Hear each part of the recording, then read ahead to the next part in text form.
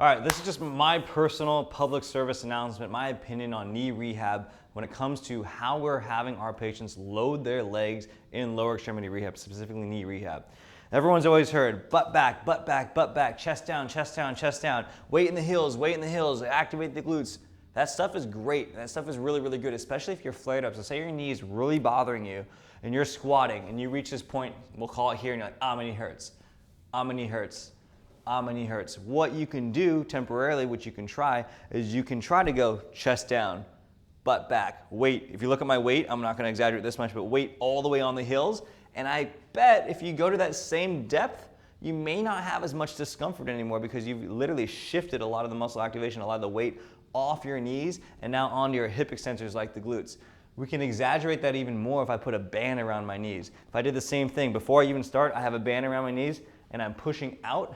And then I start to do that, that even takes more of the distribution and weight off there. We'll throw a band. This band just came out of nowhere, a hip halo, love these things. So again, you can start here, and when you're in this position, just cueing knees out, hip external rotation already activates my glutes. Meaning I'm already turning those suckers on before I even get into this very hip dominant squat where my weight's in my heels the entire time. And these strategies may really help if you're very early on in your rehab and or you just injured your knee. But long term, teaching someone to put load away from their knee, I think is very detrimental. We need to build up people's capacity to load their knee, whatever tendon, whatever issues that you may be having, we need to be able to load the knee long term outside of the clinic.